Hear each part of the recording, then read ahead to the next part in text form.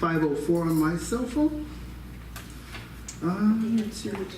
Citizens to be heard, do we have anybody? The insurance, okay, I'm sorry. The Insurance Committee of the Board of Education will convene on Wednesday, August 3rd, 2016 at 5 p.m. in the DPDC at Central Office on 102 Genevieve Street, San Antonio, Texas, 78214. Texas Government Code, Chapter 551. Meeting called to order. Mr. Mancha, I believe, hopefully is on his way. We have Ms. Cáceres, present, and myself, Mr. Quesada. I'm going to go ahead and chair the meeting just for right now. Hopefully, Mr. Mancha will be here in just a second. Anybody who citizens to be heard? I wanted to speak with the. I'm sorry. Okay, let's do our staff members. I forgot. We can't forget about Mr. Marigat, present. Ms. Diane Tudyk, Executive Director for Human Resources. Mrs. Elizabeth Guajardo, Benefits Administrator, present. And then I don't have anybody on citizens to be heard. Mr. Quesada, our police department or our officer brought it up here at 5 o'clock, but again, at 5 o'clock, that's what we had. Okay, of course, we started at 5:04, so that's up to you, Co-Chair. Mrs. Mrs. Castaneda, can you give us like a real quick rundown, maybe about two minutes real quick? Sure. Okay. No problem. Thank you so much, Mrs. Castaneda. Thank you. Thank you for. Thank you for giving me this opportunity. Again, my name is Gina Castaneda, members of the board, superintendent, staff. There's some questions that I'd like to just briefly, I'm a little confused at what this stuff is going on here with the insurance. And as a taxpayer, I always think that we need to be kind to our taxpayers.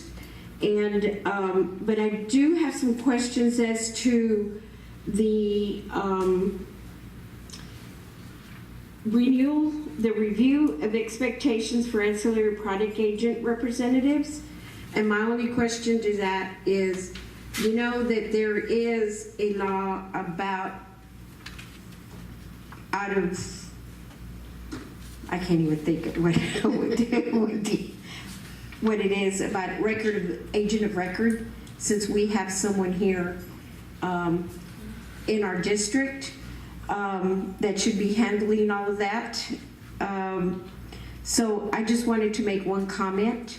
It is my understanding that the only reason we're going out for an agent of record is because our person does not have the right licensure. And I think that we need to really take a look at that. My only comment is if we hired someone and they should have the appropriate licensing. If that person's been here for X number of years, I would have expected that, since that was raised last fall about the agent of record. And so I really strongly recommend that. If not, we're just going to be hiring employees to just hire and then having to go out and help with agent of records, and then it goes on to something else and then something else. So it's not anything for that particular person. I don't have there's no problems with that. I'm just saying that y'all need to look at it in a business sense. Okay, thank you. Thank you so much, Mrs. Castaneda. Okay, individual items for review. Oh wait, yeah, citizens be heard already. Individual items, citizens for review, property insurance renewal. Anything, guys? Thank you, Mr. Quesada, and thank you everyone for attending. Today we have several items that we wanted to bring forward to the committee, listed in item 3. Ms. Guajardo will walk us through each of the items. You have a folder in front of you with tabs, and all of the pages are numbered as well. So Ms. Guajardo, take it away. The first item that we have is we did do an RFP for property insurance coverage, and just to remind everyone, we were expecting there to be a premium increase because of the hailstorms that did hit earlier this year. So we expected there to be some type of an increase. So we did have 4 proposals that were submitted in response. We had one from Hartford affiliated PCAT, as well as a Trim Cooperative, which is an interlocal underwritten by Travelers Insurance. So taking a look at them, we did have 2 that we can see the premium almost doubled. We are currently paying $222,000 per year for our property coverage. It covers our buildings. How much is, $222,000. that's how much we're currently? That's how much we're currently paying. It's millions of dollars, so it's not too bad. So the first 2 that I wanted to look at was going to be the Trim Cooperative, which offered us a $550,000 premium, which is significantly higher than we're currently paying. Now, there are some discounts if we become members of the interlocal agreement. There's also some stipulations with us making a $77,000 deposit that would be returned, and we would also have to become a member for the next 3 years, and the price does decrease as time goes, but it's still over $500,000 at the end. So as far as premiums are concerned, I don't know that that's going to be one of our best options. The Okay. second one, Hold on just a moment. The first one I'm showing here is Hartford. oh, I apologize, I was just kind of going backwards. So we can talk about Okay, Hartford. so- I apologize. I didn't know, because you mentioned train, you said. Travelers Insurance? Oh, who was it, Travelers? Travelers. I was It's like, underwritten by I was Travelers. like, how's that? But I heard no. Okay, I was just Okay, making I sure that was apologize. correct. So Hartford Insurance was submitted. They have a current asking premium of $232,000, which is a little bit more than what we're currently paying, but again, we were anticipating there to be some increase, so that's not a surprise. Real quick, Mr. Mancha's present and he's going to start chairing the meeting. Okay.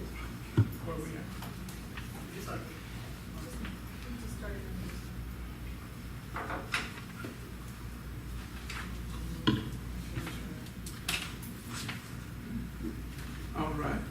Mr. Chair, right now, we're currently in item 3A, 3A. and Ms. Wajalo is currently presenting the responses for our property insurance renewal that's up, and she's presenting the individuals and from the RFP, from the individuals that responded.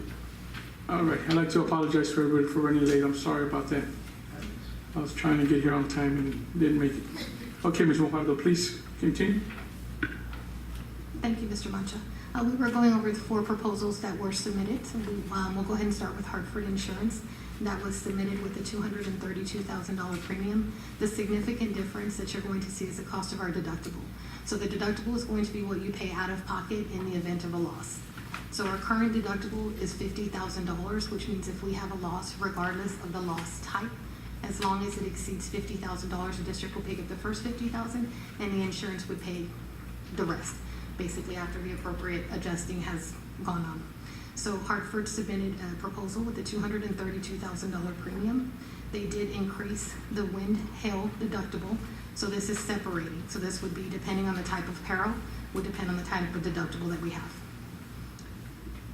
Mr. Chair, okay, and just so you know, Mr. Mancha, Yes, ma'am. the amount that we were paying per year is $220,000.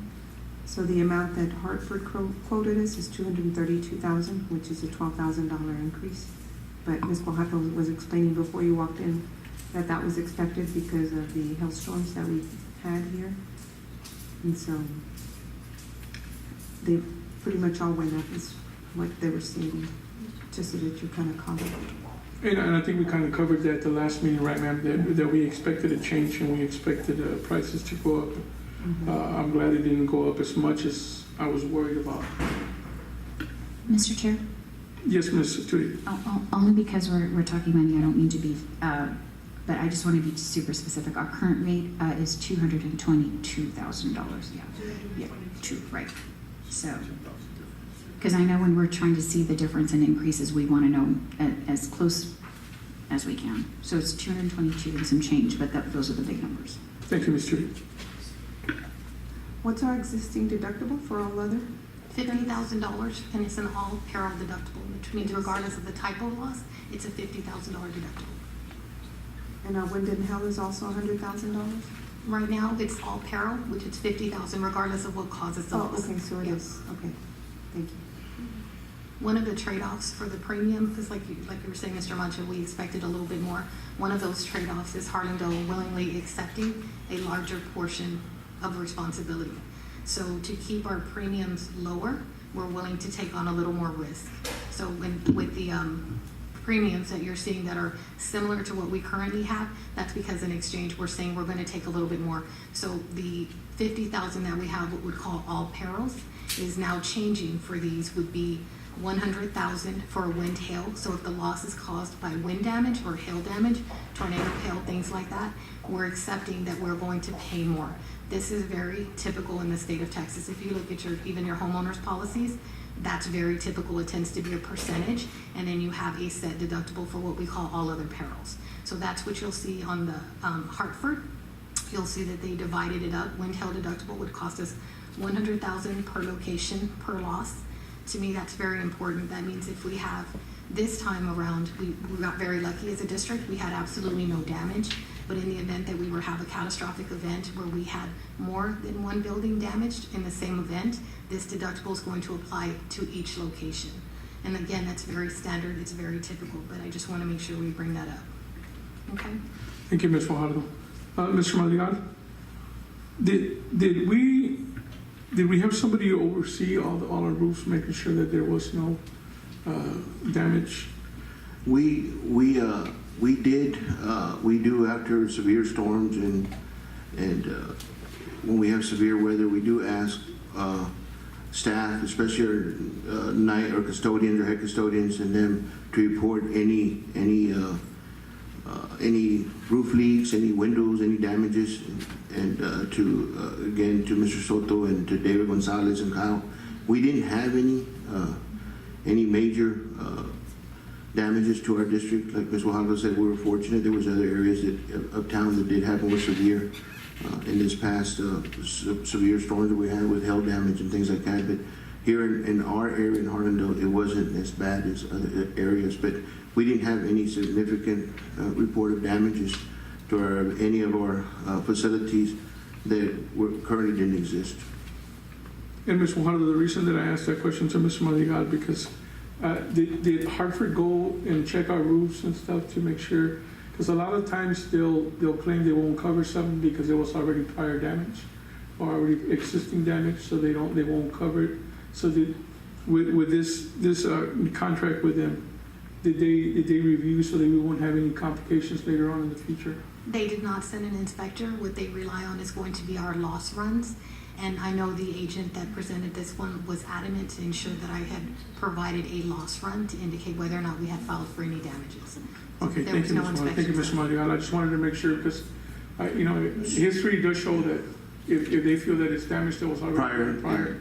And what Mr. Mancho and Ms. Fajardo is referring to is that if we would have submitted some claims, any of the insurance companies that bid it would have come back and they would have wanted to inspect because they weren't going to put themselves in a liability where we could have come back later and said it was caused of another storm that came by. So, but again, because our district did not submit any substantial losses in these last severe storms that we had in the San Antonio, Bexar County area, they didn't send the manpower to look at any of our facilities. Thank you, sir. I have a question. Under additional key coverages, mobile equipment, what exactly falls under mobile equipment? I'm just curious. I'm going to refer to our agent just to be sure. My understanding would be things like tractors and things that you may move from one location to another. Yes, under, Hi. hi, Chad Gilpin with T-Core Management. I was the one that submitted the proposal on, for Hartford. Yes, mobile equipment, other words referred to as contractor's equipment. Just a wording difference on Hartford's form, but it is, regards to your contractor's equipment, which could be, any of your loose equipment that you may have, tractors, anything that's out there that's defined as contractor's equipment. Okay, thank you. And what exactly is accounts receivable? It says $1 million in coverage. Your property of accounts receivable, overall that you have there. It's the district's accounts receivable. If there was to be a fire to a building that you had the losses of accounts receivable, this would be a supplement that would replace those and not go into the full, have to go to the full limit of the building values. I see. There's additional coverage there Okay, for that. Thank you. replacement of that. I didn't know if I knew exactly what that meant, what accounts receivable is. Okay, so the paperwork that would be lost in a fire, water damage, or anything like that. Okay. Thank you. Sure. Thank you.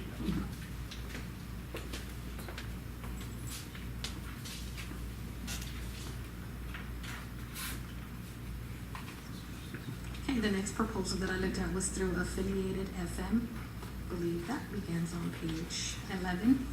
Again, we've got a premium, there's actually two, 214,986, and then we also have the option to receive terrorism coverage as well, which would increase the premium to $220,986. Wind hail deductible is going to be 5% of the location value, no less than $100,000. So that would be one of the weaknesses on this particular policy, would be the deductible is going to be dependent on the value of the property. So if it's not necessarily going to be 100,000 flat, it could change depending on the what campus is damaged. All other perils would remain at $50,000. It's just that wind hail. So you've got some strengths. There's some additional coverages here. There's some coverage for earth movement. There's some coverage for flood. So it does have some additional coverages so that we take a look at that.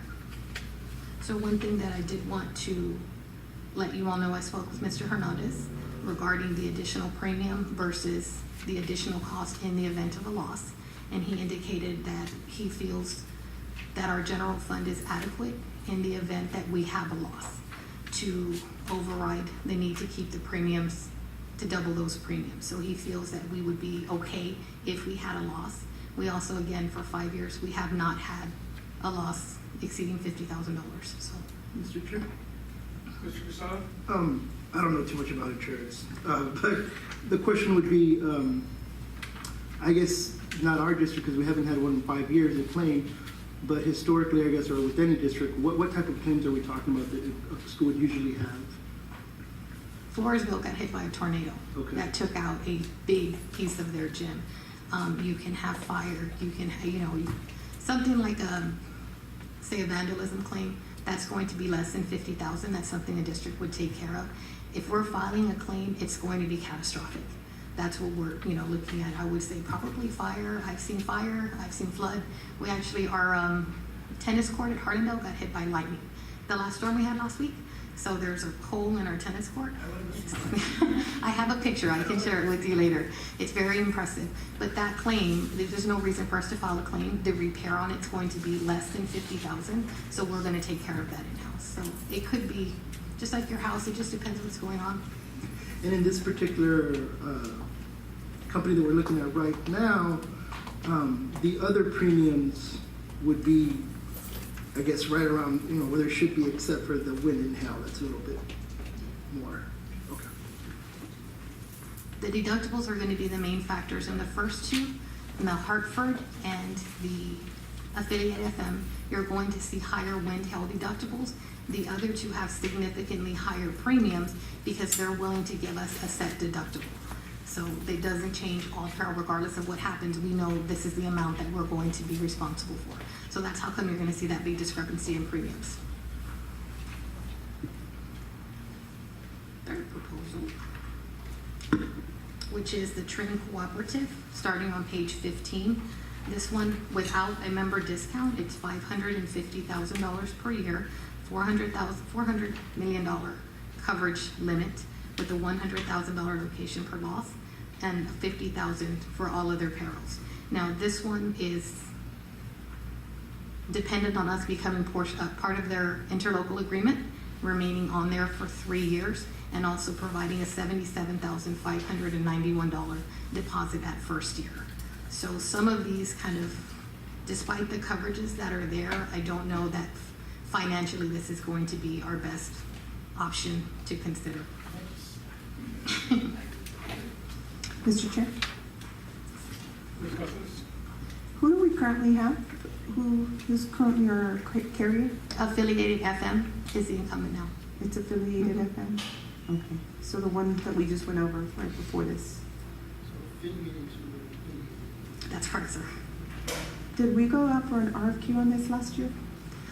We did not. We had a renewal, and so because of the storms, we decided it would be, I spoke with the agent, we decided to behoove us to go out there and see where we stood. Okay, thank you. So the last one was through PCAP. Again, it's a $409,000 premium. That is a lower all-peril deductible. It's $90,000 per, I'm sorry, the wind and hail is $90,000 per location per loss, which is $10,000 less than what we've seen.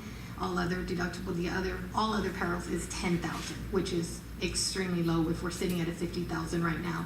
The trade-off on that, of course, is going to be the higher peril. So as I indicated earlier in speaking with Mr. Hernandez, we don't know that we're ready and willing to trade off the premium for the could-be loss. So.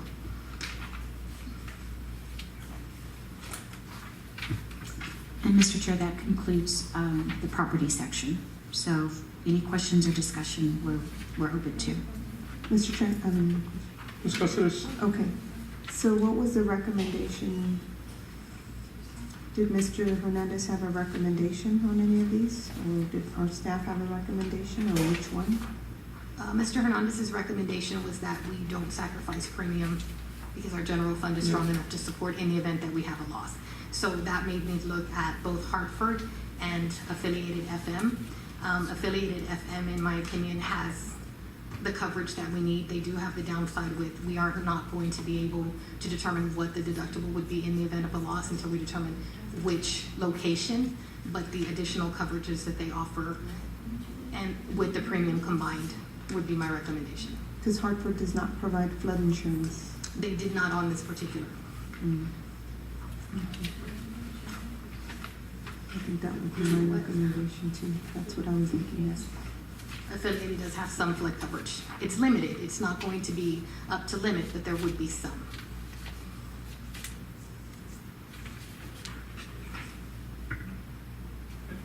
Was flood included in the RFP as a request of coverage? Was the RFP included flood and earth moving as a request of coverage? Because Hartford can't provide that. I'm sorry, sir. Unless you're addressed by one of the board members, we cannot have nobody speaking from the audience. But if any of my colleagues, if they want to ask you a question, they're more than free to. Okay, you're with Hartford, sir? No, I'm also, my name is Mike Gilbert, I'm also with T-Corp.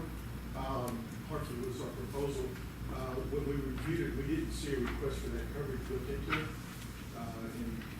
That's the reason why there was not that coverage provided. It can be provided by Hartford if you would like to have it done. I don't believe it would be a significant increase at all. Also, the deductible noted is the fact that they want a flat deductible. You know exactly what your cost is per location versus the fact that if you had a tornado hit a building, it would be a $250,000 deductible versus a $100,000 deductible for $12,000 in values. Mm-hmm. Because the program spends about the same as it was last year, except for about $12,000 for Hartford. On the other program, the premium shows an additional fee of $8,500 for engineering costs that charged on it. So they have to be added to the premium each quote cost. For the documentation I was reading earlier. So I just wanted to point those out, that there's also an additional cost. I didn't know if that was included in last year's premium calculation. We talked about just bringing that cost addition. Mr. Chair. Mr. Casal? Sure. Mr. Gilpin, right? Yes, sir. Mr. Gilpin, I know you run the golf tournament, so thank you for all that stuff. Did you say you're not with Hartford, or you're? No, we represented the proposal from Hartford from T-Corp. Okay. And I just wanted to clear up some informational data that we were not made aware of, that you all wanted a quote for flood insurance because it was not in the flood quake, because it wasn't in the RFP. Can you clarify for me what that means? Like you represented the proposal? We asked Hartford to provide a quote.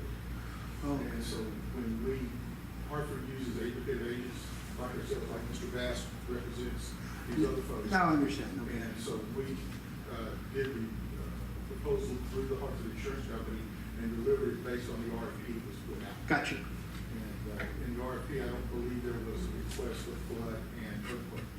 If there would have been, we would have included that cost of that coverage in the program. Again, it would have been limited, probably equal to what the current coverage is, because basically that's what we tried to provide, that was the apples comparisons. So that's what we were doing. And we included our engineering fees in our costs. We include, which is a separate charge. We got them to give us a flat deductible. We got them to do some things like that. So that there was less guesswork and maybe a slightly higher premium. Gotcha. And you're here representing who, sir? I'm with Frost in the, as respects flood coverage, there was a portion in the property response that asked if flood. I guess that would be my question. Did you feel that it was something that you needed to provide for us, or is it something that was included? Something that y'all have had many years, and it was in the proposal response. Thank you, sir. Thank you. How about you, young man? Who are you with? Me, I'm also with T-Core Management, yes. Okay, thank you. You know, in just my personal opinion, I feel that, you know, maybe it should have been included whether it was asked or not. The other gentleman is stating that it was on there, so I think they both received the same package. There's no difference in package. So we'll leave it there. Ms. Casares? Was it included in the RFP? I would have to look, unfortunately, I don't remember. I think it was on the spreadsheet, but I don't want to say absolutely yes. I would have to go back and look at the RFP.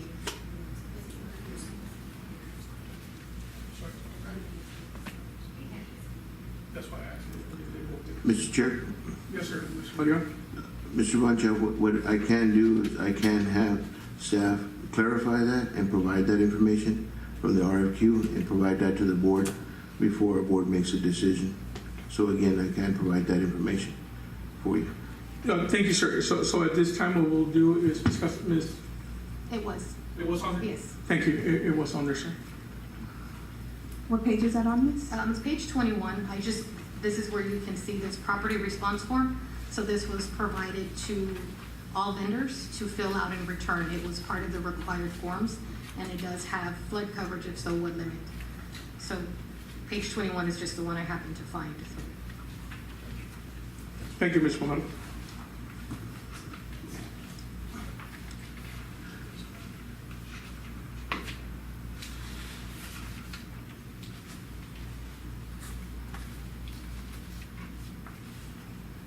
Yes, I have a question. Yes, sir. Mr. Quesada?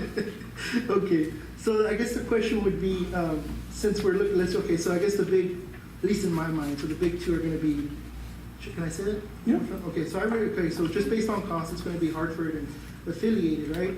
And then the good part of Hartford is that, you know, we don't have that 5%, $100,000 minimum that affiliated has. As someone said, you know, in the event of a catastrophic, you know, we don't get hit with a huge deductible. So my question would be, if, I guess Ms. Guajardo, let's just pretend we went with Hartford, would they be able to then somehow add flood insurance? Are we stuck with what's on this piece of paper right now? We can ask for a coverage quote, and there would be probably an additional premium additional attached. premium. Absolutely, yes. Additional premium, okay, so right now we're looking at 232, but then it would go up maybe Okay. somewhere. Okay, let me ask these gentlemen, because you're both shaking your head like that's not correct. So can somebody answer that question for us, since you're with No, Hartford, you represent Hartford? We could get Hartford to do it at the same, with no additional charge Okay, on the flood. that's good to know at least. I Okay. don't know what we're gonna pick yet, that's good to know.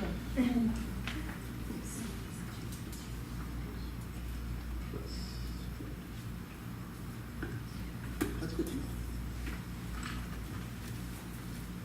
So we would want to make sure that we would get that information from you, please, for the Sure. flood at the same amount that we currently have. And you're on video.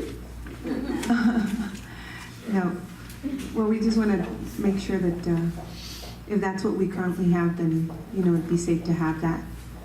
And the fact that we know what your deductible will be, I think is kind of a safety net, just in my opinion. You know, when we know what the deductible would be for wind or hail, and then we know that all other perils are 50,000. But if you could give us that information for the flood, and then if there's any kind of increase or anything like that, please make sure that's included. Thank you. Mr. Chair, Ms. Tootie? and just to be clear, the gentlemen are asserting that they can add the flood insurance without increasing the $232,000. Is that correct, gentlemen? Yes.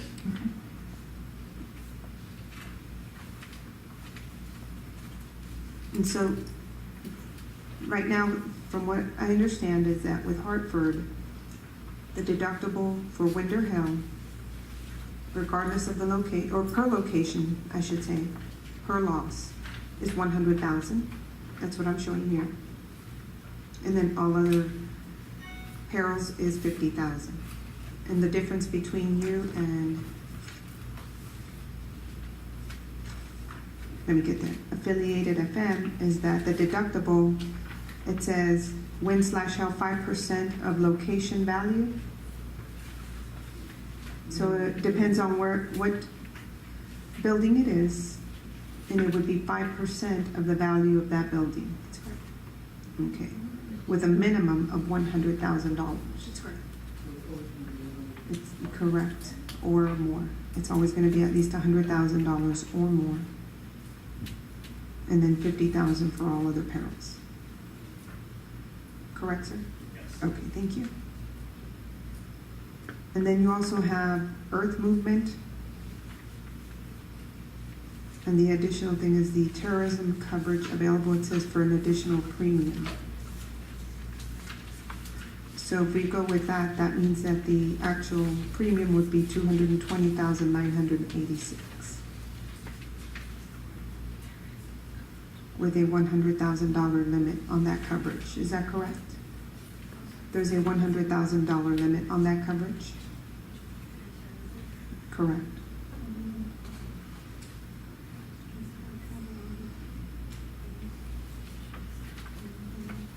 Am I correct to say that? Yes, ma'am, I'm sorry. Okay, so the difference here is showing me 214,986 without the terrorism, 220,986 with the terrorism, right? Which gives us another 6,000 cost.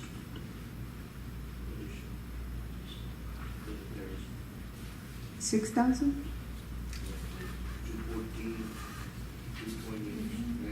It's almost,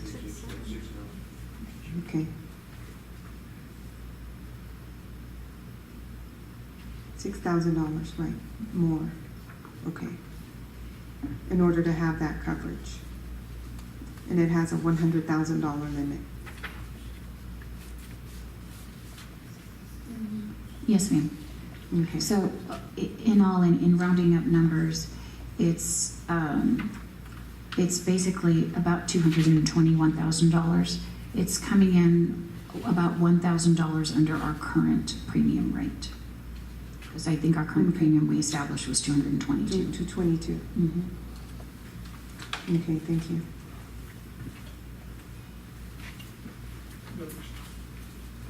Mr. Casada?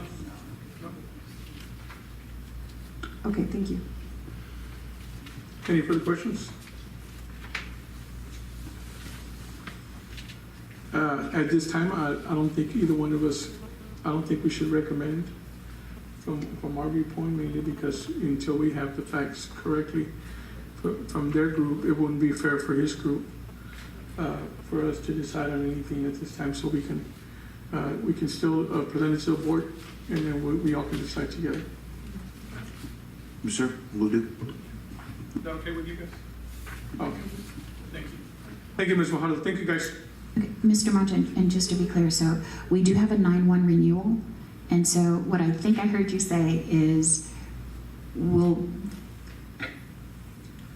I just want to make sure that our general board meeting for Ms. August Ms. has. City, what I understand from Mr. Mancha, and I'll clarify this, is that we're gonna get the additional information that was requested and provide it to our board, to all 7 of them. 3 of them were privy to the information today.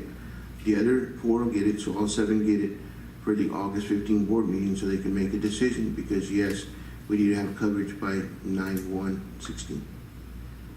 Okay, sir, because what that will mean, as you set the board agenda with the board president, that it will go as a general posting for the board to review and discuss property insurance instead of naming it exactly, because you all would want a discussion. So we wouldn't be able to name on the agenda who we're recommending. Is that correct? That's correct. Okay. They'll have their options, even though we send a recommendation and to that, and we put it in the board packet, it's still to board approval. So again, it'll be the same thing minus the idea that staff I just want to give you an won't. opportunity. I don't think it's fair for neither one of those, for us here to recommend or to vote to push for one or the other, because it wouldn't be fair to us. In my eyes, it's not fair to either one. And again, what I'll ask of staff is to go back and get the additional information, and again, also include it in the process, and we'll take it forward. But then the board makes the ultimate decision. We can always have a recommendation, but the board will make an ultimate decision. Thank you, sir. I just wanted to make sure that we prepared appropriately as you set the board agenda with the board president. Thank you. Thank you, Ms. Tudor.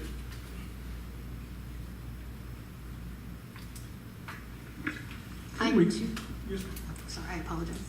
Item 2 would be the casualty or auto insurance information. We are currently with TAPS, which is an interlocal agreement.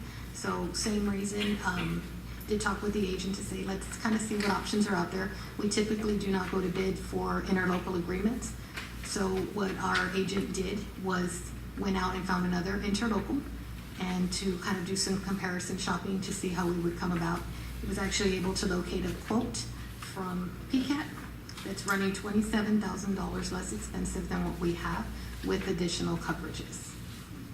So if you take a look here at the chart, there's some comparisons as far as the deductibles are lower. We've got higher limits on some coverages, so. You're on page 23, yes, sir. So your first column, 2015 and 2016, is what we currently have. 2016, 2017, the second column, that's going to be with our current carrier TAPS. And then the third column is going to be through Travelers. Now you'll see that you've got on the third column, you have 2 different carriers, Travelers and PCAT. PCAT does not currently offer a crime policy. So what we did is we went ahead and also interlocal as well.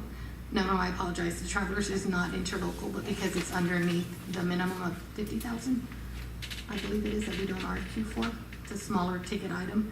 It's a $4,000 premium, so we don't necessarily have to go to bid for that. Because even with the additional coverage on there, it's still significantly less expensive than what we currently have for the same coverage, if not more, with lower out-of-pocket for the district. So we're looking at the third option. Yes, through PCAT and Travelers. Because it has all the proprietary, for There's a example, TAPS. What exactly is TAPS? Texas Association of Public Schools. So they're listed on, that's what we currently have. That's correct. I apologize. So I didn't have my microphone. So, okay, that's what we currently have. But they don't provide coverage for data breach, non-pecuniary coverage. What exactly is that? I'm not sure what that is. I'll allow Mr. Bass to explain the computer. Okay, so can somebody explain Can you that? come to the mic, please? Yes, sir. Most of Please. the time when you're talking about professional coverage, they're asking for monetary damages. Non-pecuniary coverage is when you see it more in special ed request where they're not asking for damages, they're just asking for changes in, treatment. It's not monetary.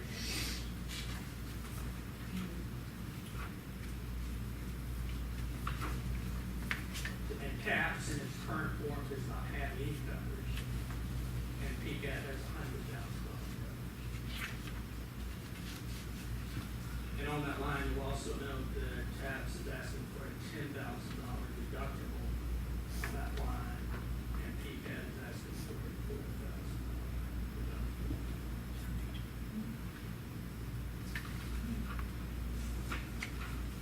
Well, it's two different items. One of them is for data breach. Okay, and tell me again, are you representing TAPS, sir? Yes. I'm representing TAPS as well as PCAT. Oh, okay, so you're representing both. So from what I'm showing is that there is a deductible of $10,000 for data breach. No, That's what I'm showing you, right? Under PCAT? The one that has the coverage? oh, yes, I'm sorry. Okay. There is a $10,000 amount for data breach And then $4,000 deductible, for the school board meeting. okay, for the non-pecuniary, if I can. That is a minor part of the overall school board legal. Okay, sir. School board legal is the coverage that also protects the school board. Well, and at the same time, you're providing more coverage and it's lower premium. Quite a bit. Mm-hmm. Okay. And another item that makes it really strong is it is a 3-year. So they're not gonna, Where does it say that it's a 3-year commitment, sir? number 2, item B, the 3-year rate. Okay, yeah, thank you for letting me know about the fine print at the bottom.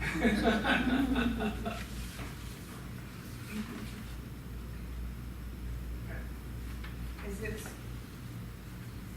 So that applies to PCAT. Am I correct when I say that? Okay. And it does not apply to TAPS. That is correct. Okay, thank you, sir. Mr. Chair, Mr. Madigan, what I wanted to do is, Ms. Tudyk and staff, and you guys also summarize the board, what would be staff's recommendation and why? Staff recommends we go with PCAT and travelers, and also that we lock into the 3-year rate guarantee. Mr. Roger? Mr. Casal? Just based on the numbers, I guess. I mean, it's, for me at least, I'm only one person, but for me, I think it's pretty clear that staff recommendation is pretty good.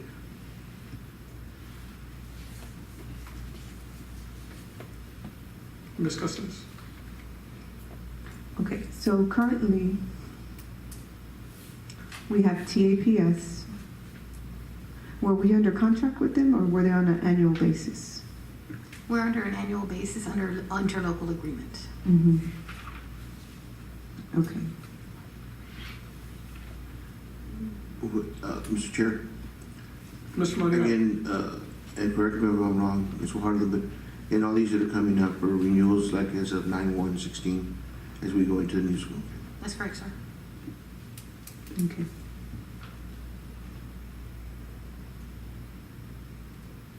I would say, Mr. Chair, Yes, Ms. Cousins.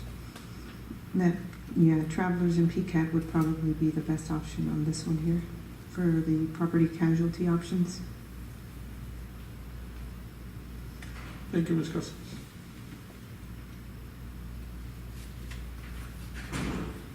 And I would agree, I would support, I would support you guys on that also. I would support your recommendation. Mr. Mancha, would you recommend sending that recommendation to the full board? I would approve that we support the recommendation from staff, not from me or the colleagues. just because I don't want to say that we're voting before. Say that again, sir? You what? That we will support staff's recommendation. Oh, okay. The committee will support staff recommendation. We're not voting on it. Right, We're until we just go to saying the that full we board. Support, just to make that clear.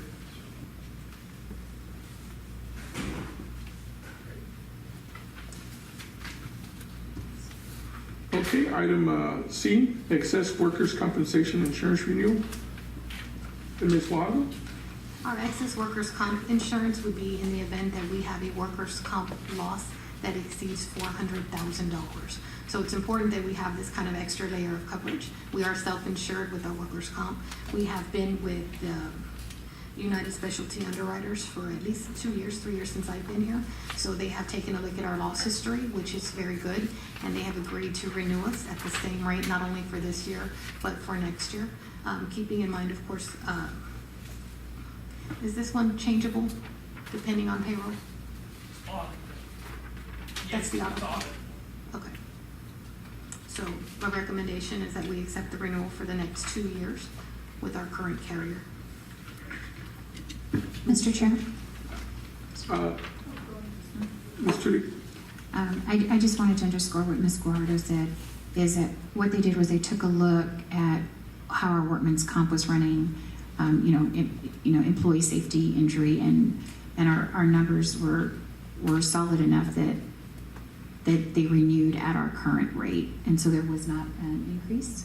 There was not an increase in this one, so we're really glad and proud of our employees for staying safe. And we can't avoid bumps and bruises and some accidents sometime, but in general, our employees are doing a really good job. Mr. Chair, one thing I may ask, I'm going to ask the staff so that way it can help answer any other questions our board may have. Is it, so regardless of what happens, if